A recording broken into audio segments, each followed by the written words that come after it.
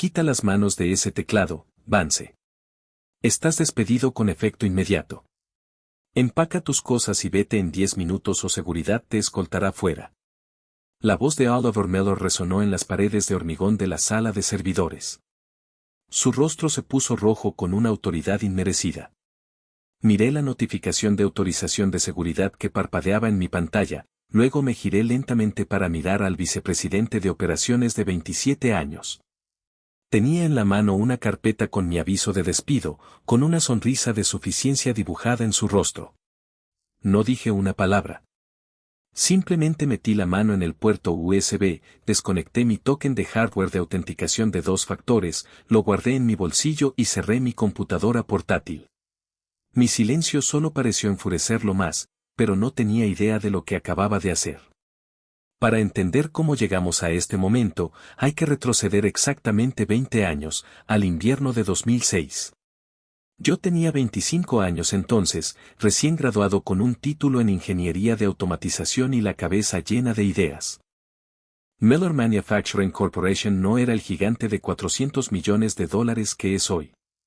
En aquel entonces, era una ruidosa, grasienta y peligrosa planta de estampado ubicada en el cinturón del óxido, que funcionaba con prensas hidráulicas obsoletas que silbaban y goteaban aceite sobre el piso de concreto.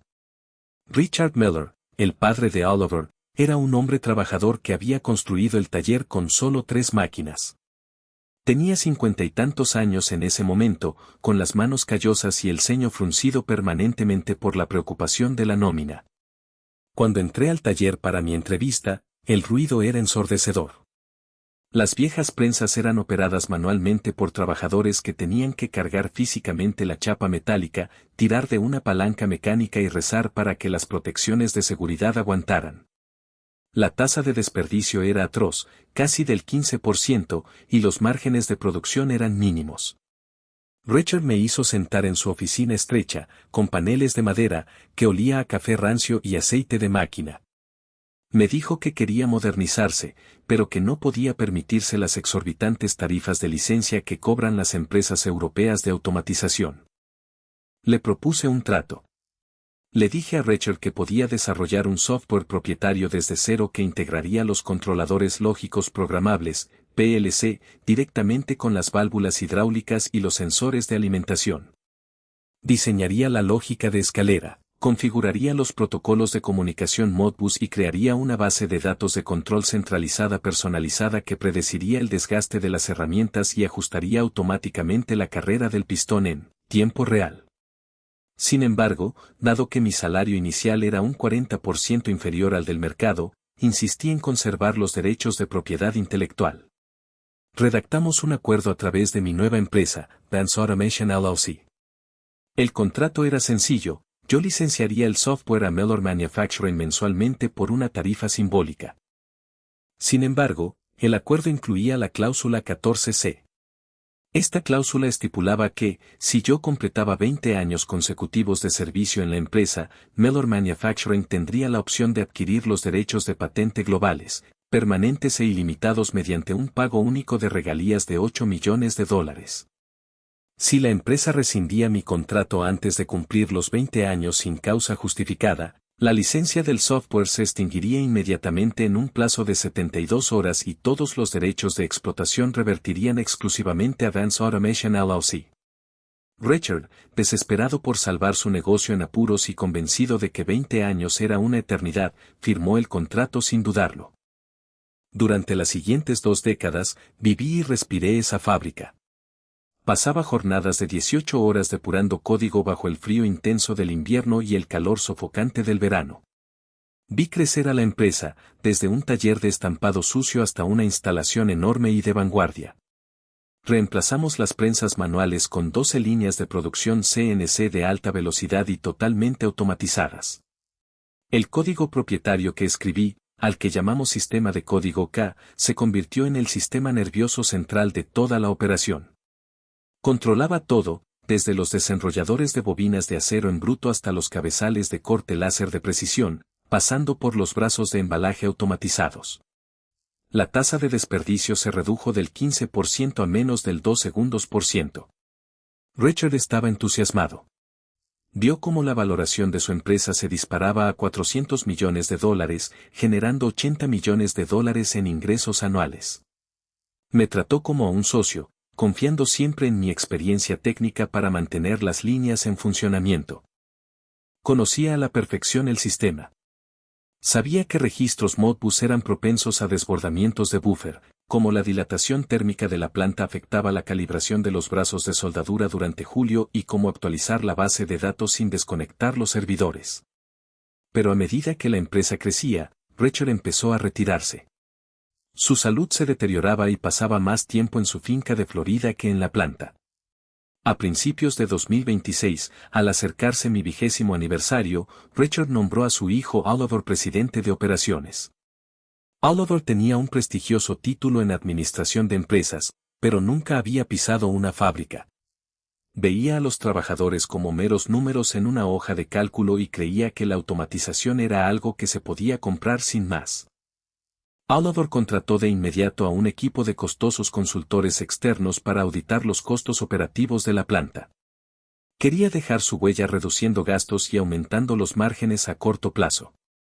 Los consultores no tardaron en señalar mi próxima compra de acciones según la cláusula 14C. El pago de regalías de $8 millones estaba programado para diciembre de 2026.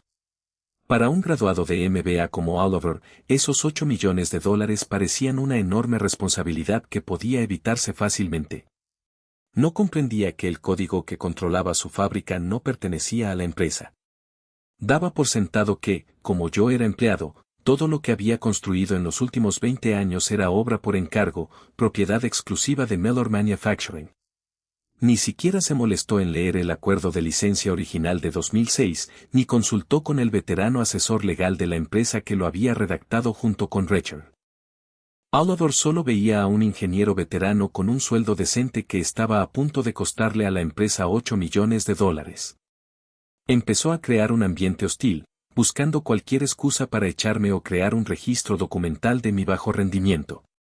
Comenzó a cuestionar mis horas, exigiendo que registrara cada minuto de mi jornada laboral y quejándose de que mis métodos técnicos estaban desactualizados.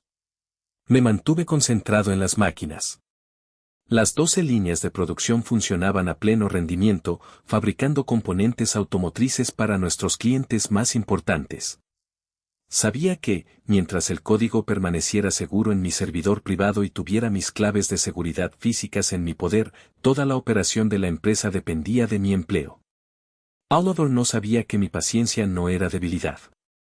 Era simplemente la calma antes de la tormenta. La tensión llegó a su punto álgido a finales de noviembre de 2026, apenas 3 semanas antes de mi 20º aniversario oficial. Mi padre, de 82 años y residente en una residencia de ancianos a solo 15 minutos de la planta, sufrió un derrame cerebral repentino. Recibí la llamada de la enfermera jefe a las 2 de la tarde de un viernes. Se me cayó el alma a los pies. Inmediatamente corrí a ver al gerente de planta, Gerald Peterson, un hombre decente que había trabajado conmigo durante 15 años y comprendía la realidad de la planta. Gerald, al ver el pánico en mis ojos, me dijo que fuera de inmediato. Me aseguró que supervisaría las líneas automatizadas, incluida la línea 4, que había estado experimentando una ligera desviación en los sensores, pero que estaba funcionando con un script de corrección automatizada que yo acababa de implementar. Corrí al hospital, pasé las siguientes 2 horas hablando con los médicos y firmé los formularios de consentimiento de emergencia necesarios. Durante ese tiempo, mi teléfono vibró en mi bolsillo. Era Oliver. Colgué la llamada porque estaba en la unidad de cuidados intensivos. Llamó 3 veces más, pero no pude contestar. Cuando finalmente salí al pasillo, revisé mi buzón de voz. Oliver había dejado un mensaje furioso acusándome de abandonar mi puesto durante una crisis de producción y amenazando con medidas disciplinarias. La crisis real en la línea 4 se había resuelto gracias a mi guión en 10 minutos después de mi partida, lo que resultó en 0 tiempo de inactividad y 0 pérdida de ingresos. Pero Oliver había estado esperando un desliz y estaba decidido a usarlo como arma. Cuando entré en la planta a las 7:30 de la mañana del lunes, el ambiente era gélido. Gerald me miró con una mezcla de culpa y preocupación, susurrando que Oliver había pasado el fin de semana revisando mis registros de seguridad. Antes incluso de que pudiera encender mi estación de trabajo, un representante de recursos humanos me tocó el hombro y me pidió que me presentara en la sala de conferencias principal, con paredes de cristal, en el segundo piso. Subí las escaleras, mis botas de cuero chirriando sobre el linóleo pulido. Oliver estaba sentado a la cabecera de la mesa, flanqueado por el representante de recursos humanos y una pila de registros impresos del servidor. Las paredes de cristal ofrecían una vista panorámica de la planta de producción, donde 12 líneas automatizadas zumbaban a máxima capacidad, produciendo miles de soportes mecanizados de precisión cada hora. Oliver levantó la vista, con el rostro tenso y una falsa sensación de triunfo corporativo. No preguntó por mi padre. En cambio, golpeó la mesa con la mano y me acusó de negligencia grave. Afirmó que mi partida del viernes había puesto en riesgo un pedido de un cliente por valor de $12 millones, ignorando los registros de producción de Gerald, que mostraban que la línea 4 había cumplido su cuota antes de lo previsto. Oliver declaró que la empresa rescindía mi contrato laboral con justa causa, con efecto inmediato. Al alegar negligencia grave y despedirme con justa causa, Oliver creía que podía invalidar la cláusula 14C, eludir la indemnización de $8 millones y evitar pagarme cualquier tipo de indemnización. Me quedé sentado, escuchándolo divagar sobre eficiencia, responsabilidad y la nueva dirección de la empresa. Permanecí completamente tranquilo. Le pregunté si había consultado con su padre o revisado el acuerdo de licencia original de 2006 de Dance Automation LLC. Oliver soltó una breve risa condescendiente. Me dijo que mi pequeña LLC era irrelevante y que cualquier código escrito en las computadoras de la empresa pertenecía a la empresa según las leyes estándar de propiedad intelectual.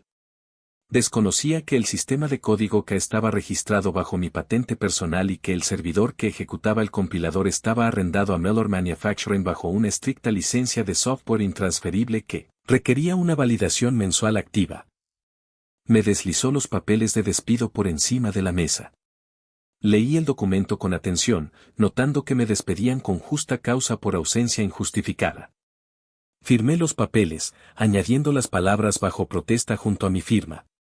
Oliver me exigió que le entregara inmediatamente mi tarjeta de identificación de la empresa y mis claves de seguridad activas.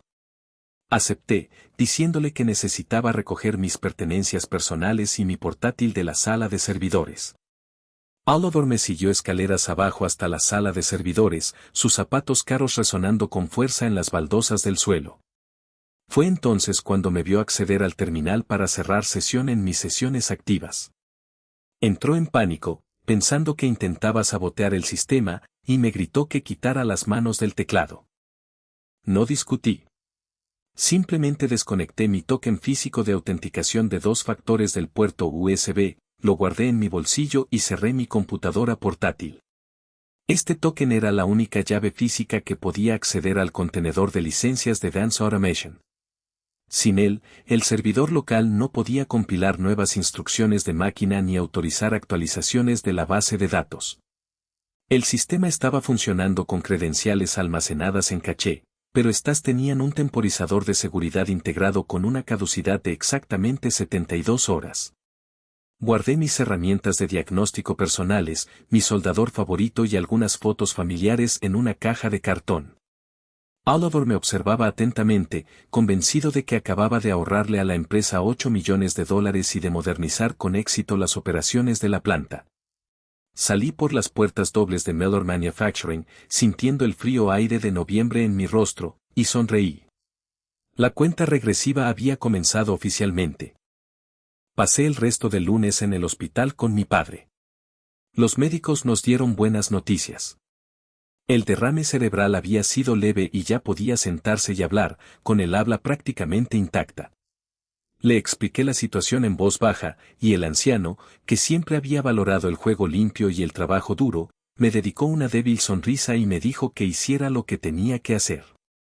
Recordaba las largas noches que había dedicado a la fábrica y sabía que Oliver nunca había respetado el sudor que había forjado la fortuna de su familia. El martes por la mañana me reuní con mi abogado, Philip Mercer. Philippe era un abogado perspicaz y experimentado, especializado en disputas de propiedad intelectual y licencias en el sector manufacturero. Le presenté el acuerdo original de 2006, mi carta de despido firmada, mis patentes y la documentación de la entidad Dance Automation LLC. Philip revisó los documentos con una leve sonrisa. Confirmó que el contrato era sólido. Al despedirme sin causa justificada y hacerlo específicamente para eludir la cláusula 14C de la compra, la empresa había incumplido gravemente el acuerdo de licencia. Según los términos del contrato, la licencia mensual para usar el software Keycore estaba directamente vinculada a mi situación laboral. Dado que mi contrato había finalizado, la licencia expiraba exactamente 72 horas después de mi salida oficial, que tuvo lugar a las 8:30 de la mañana del lunes. Cualquier uso continuado del software después de las 8:30 de la mañana del jueves constituiría una infracción deliberada de patente según el título 35, sección 261 del Código de los Estados Unidos. Philippe redactó de inmediato una carta formal de cese y desistimiento. La carta detallaba el incumplimiento de contrato, la próxima revocación de la licencia del software y las consecuencias de seguir operando las 12 líneas CNC con la tecnología patentada de Dance Automation LLC. Envió la carta por correo certificado y también envió una copia digital por correo electrónico directamente a Oliver, el asesor jurídico de la empresa, y al consejo de administración. Mientras tanto, en la fábrica, Oliver disfrutaba de su autoproclamada victoria. Según Gerald, quien me envió un mensaje de texto el martes por la tarde, Oliver había convocado una reunión de emergencia con el Consejo de Administración para alardear de sus medidas de ahorro. Presentó una presentación de diapositivas que mostraba que, al eliminar mi puesto, había eliminado un pasivo de $8 millones del balance de la empresa, lo que impulsó su rentabilidad proyectada para el cuarto trimestre. El consejo, compuesto por inversores que rara vez visitaban la planta, aplaudió su iniciativa. Cuando el correo electrónico de mi abogado llegó a la bandeja de entrada de Oliver el martes por la tarde, ni siquiera lo leyó.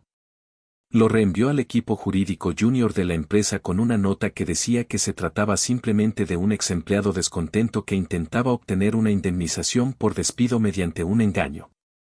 El departamento jurídico, desbordado por la adquisición de una patente pendiente en otra división, archivó el correo en una carpeta de baja prioridad, con la intención de revisarlo la semana siguiente. No tenía ni idea de que la amenaza no era un litigio lento, sino una cuenta atrás automatizada. El sistema de código que se diseñó con alta seguridad en mente, ya que el software controlaba maquinaria pesada y peligrosa capaz de triturar acero con miles de toneladas de fuerza. Implementé un protocolo de intercambio de claves de seguridad. La base de datos local, que contenía los perfiles de herramientas CNC, las compensaciones de calibración y los vectores de corte láser, estaba cifrada. Cada 72 horas, el servidor local de la fábrica debía establecer un intercambio de clave seguro con mi servidor privado externo para renovar las claves de descifrado. Este intercambio requería la autenticación mediante el token físico de 2 factores que llevaba en mi llavero. Si el intercambio fallaba durante 72 horas consecutivas, el servidor local asumía que la conexión estaba comprometida o que la licencia había caducado. Como medida de seguridad para evitar daños en la máquina o el robo no autorizado de software, el sistema bloqueaba automáticamente las claves de descifrado, borraba la caché de memoria activa y desconectaba las comunicaciones del PLC. No tuve que escribir ni una sola línea de código malicioso. No tuve que acceder a su red, borrar archivos ni instalar un virus. Simplemente me senté a la mesa de mi cocina el miércoles por la noche, tomando una taza de café y revisando los registros de mi servidor privado. Alrededor de las 8, el servidor local de Mellor Manufacturing comenzó a enviar solicitudes de autenticación. Mi servidor, al carecer de la validación del token de hardware, rechazó cada solicitud con un código de error estándar de autenticación fallida y licencia cancelada. El servidor de la fábrica lo intentó de nuevo cada 5 minutos y sus solicitudes automatizadas se acumularon en mis archivos de registro. Esa noche me acosté temprano y dormí mejor que en meses. Llegó el jueves por la mañana, frío y gris. Exactamente a las 8:30 de la mañana, 72 horas y un minuto después de que firmaran mi carta de despido, las credenciales de seguridad almacenadas en caché en el servidor de la fábrica caducaron. En lo profundo del rack de servidores de la planta, el contenedor de código que ejecutó su protocolo de seguridad borró las claves de descifrado activas de la RAM. En la planta de producción, la línea 1 estaba procesando un lote masivo de soportes estructurales de acero para nuestro principal cliente del sector automotriz. El controlador PLC de la prensa hidráulica principal perdió repentinamente sus datos de calibración. Los sensores de seguridad se dispararon y el enorme pistón de 3.000 toneladas se detuvo a mitad de carrera con un ensordecedor silbido metálico. En cuestión de segundos, las cintas transportadoras que llevaban el acero en bruto se detuvieron. Las cortadoras láser automatizadas de las líneas 2, 3 y 4 se apagaron, y sus cabezales de corte volvieron a sus posiciones iniciales. Los brazos de soldadura robóticos de las líneas 5 a 12 se congelaron en su lugar, y sus abrazaderas neumáticas soltaron su agarre sobre los chasis a medio terminar. El constante y ensordecedor rugido de la fábrica, un sonido que había marcado los últimos 20 años de mi vida, se desvaneció repentinamente, reemplazado por el zumbido bajo y alarmante de las alarmas de emergencia. 12 líneas de producción automatizadas, el motor de un imperio de $400 millones, quedaron completamente inactivas. A las 9 de la mañana del jueves, la planta de Mellor Manufacturing era un caos total. Según los mensajes de texto de Gerald, Oliver llegó a la planta presa del pánico, levantando polvo con sus costosos zapatos de cuero al irrumpir en la sala de control. El equipo de mantenimiento intentaba desesperadamente reiniciar el servidor de la base de datos central, pero cada intento resultaba en el mismo mensaje parpadeando en rojo brillante en las 12 terminales de los operadores: licencia caducada. Contacte con Vance Automation LLC. Oliver gritaba al personal de TI, exigiendo que ignoraran la pantalla y anularan el sistema. Pero el jefe de TI, un técnico competente llamado Ronald, explicó que el bloqueo no era una simple superposición. El software Keycore estaba profundamente integrado en el firmware personalizado de los controladores PLC Allen Bradley de cada máquina. Para sortearlo, tendrían que reescribir por completo la lógica de escalera de 12 líneas de producción diferentes, un proceso que requeriría ingeniería inversa de 2 décadas de programación de automatización propietaria. Ronald le dijo a Oliver que, incluso si contrataran a la mejor empresa de automatización del país, les llevaría al menos 6 meses y millones de dólares construir un sistema comparable desde cero. Y mientras tanto, la fábrica permanecería completamente en silencio.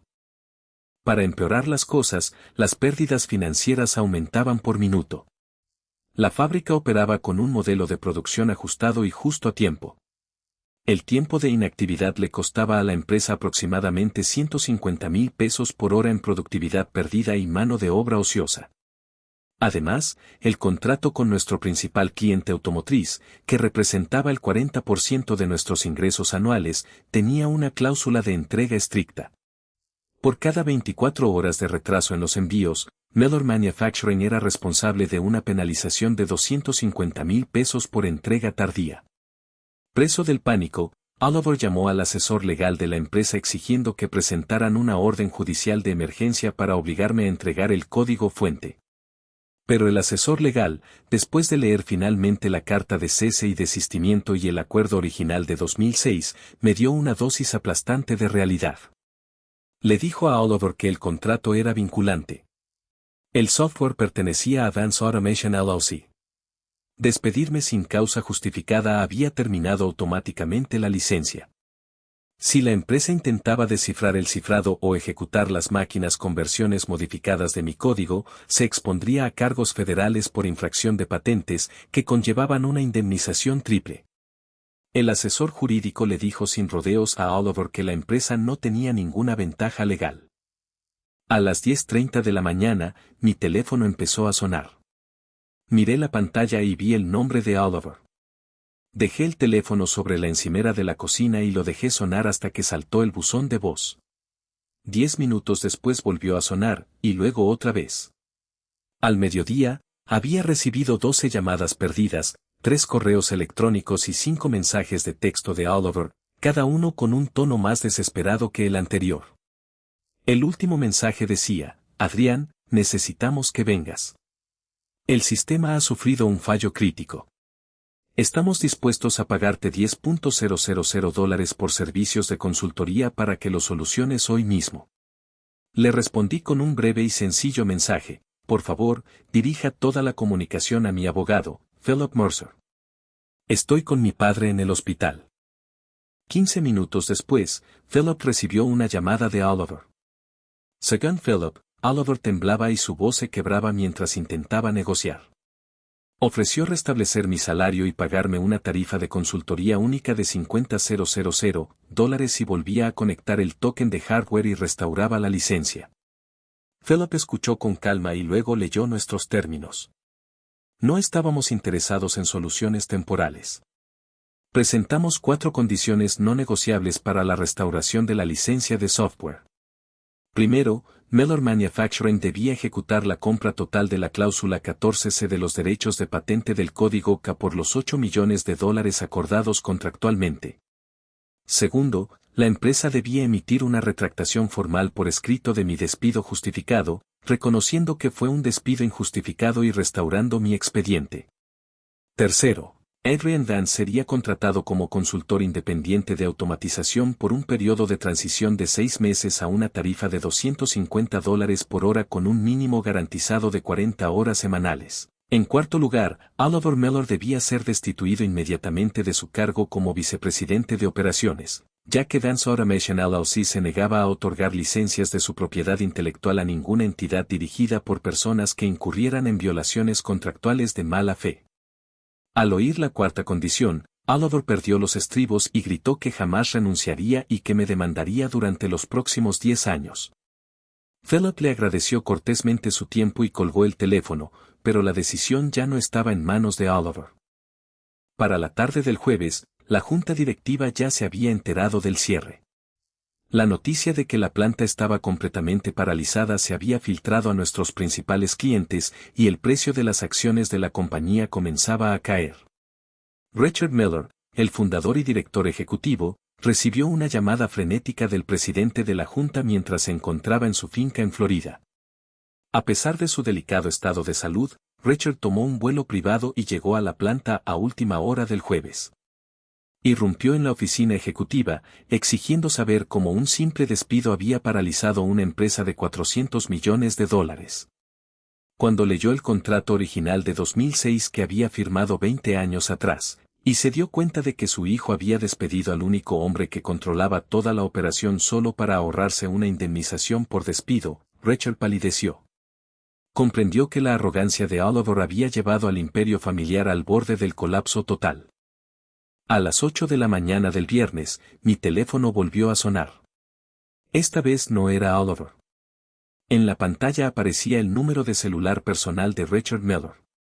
Contesté de inmediato. La voz de Richard sonaba cansada, ronca y mayor de sus 62 años. No empezó con amenazas ni excusas. Me habló como a un amigo, recordando el frío invierno de 2006, cuando trabajamos codo a codo para reparar las bombas hidráulicas de las viejas prensas. Admitió haber cometido un grave error al entregarle las riendas de la empresa a Oliver, cuya arrogancia y falta de conocimientos operativos casi habían arruinado todo lo que habíamos construido. Richard me contó que la junta directiva había celebrado una votación de emergencia a medianoche. Oliver había sido oficialmente destituido de su cargo de vicepresidente de operaciones y tenía prohibido el acceso a la planta. Richard me rogó que me reuniera con ellos en la oficina de Philip para firmar los acuerdos y restablecer el sistema, explicándome que la empresa estaba a punto de perder su principal contrato con la industria automotriz y las líneas no estaban funcionando para la tarde del viernes. Acepté por respeto a Richard y a los años que habíamos trabajado juntos. El viernes a la 1 de la tarde, nos reunimos en la sala de conferencias principal del bufete de abogados de Philip Mercer. Richard estaba allí, visiblemente agotado pero concentrado, flanqueado por el asesor jurídico de la empresa. Oliver brillaba por su ausencia. Según el asesor jurídico, Oliver había sido enviado de vuelta a Chicago, despojado de su autoridad corporativa y apartado de las operaciones comerciales de la familia. Philip expuso el acuerdo final. El asesor jurídico no objetó y firmó los documentos en nombre de Mellor Manufacturing. 15 minutos después, el asistente financiero de Philip confirmó que se había depositado con éxito una transferencia bancaria de $8 millones en la cuenta de garantía de Dance Automation LLC. A continuación, Richard firmó la carta de retractación formal. En ella se indicaba que el aviso de despido anterior de la empresa, de lunes, era nulo y sin efecto, debido a un error administrativo. Se registraba oficialmente que me había jubilado en buenos términos tras 20 años de servicio ejemplar, lo que me hacía elegible para la totalidad de los beneficios de jubilación. Finalmente, me presentaron el contrato de consultoría firmado, que me garantizaba 40 horas de trabajo semanales a $250 la hora durante los próximos 6 meses para supervisar la transición del software a su equipo interno de TI. Una vez verificados los fondos y firmadas todas las copias, saqué mi portátil de la bolsa. Conecté mi token físico de autenticación de 2 factores al puerto USB. Inicié sesión en el panel de control de Dance Automation y pulsé el botón para autorizar la clave de renovación de la licencia. Menos de 2 minutos después, el teléfono de Richard vibró. Era Gerald, que llamaba desde la planta de producción.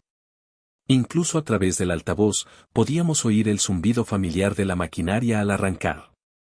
Gerald informó que las bases de datos se habían descifrado, los controladores PLC habían cargado los perfiles de las máquinas y la prensa de 3.000 toneladas de la línea 1 acababa de completar su primer ciclo con éxito. La planta de producción estaba de nuevo en funcionamiento. Richard suspiró aliviado y me estrechó la mano. Durante los siguientes 6 meses, cumplí mi contrato de consultoría al pie de la letra. Trabajé 40 horas semanales, principalmente desde mi oficina en casa, ayudando a Ronald y al equipo de TI a comprender los matices del sistema K-Core. Me trataron con el máximo respeto, conscientes de que yo era el artífice de toda su operación. Recibí $260,000 adicionales por mis servicios de consultoría, además de los $8 millones de la compra de la patente. Oliver nunca regresó al sector manufacturero.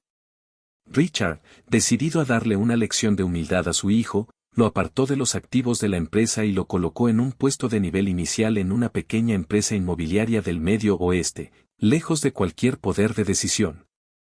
En cuanto a mí, me jubilé oficialmente en el verano de 2027. Mi padre se recuperó completamente de su derrame cerebral y compré una hermosa y tranquila casa junto a un lago en el norte del estado de Nueva York, donde ahora pasamos los veranos pescando. A veces, cuando me siento en la terraza contemplando el agua, pienso en el ruidoso y grasiento suelo del taller de estampado donde todo comenzó. Sonrío, sabiendo que no tuve que romper ninguna regla ni actuar con malicia para ganar mi batalla.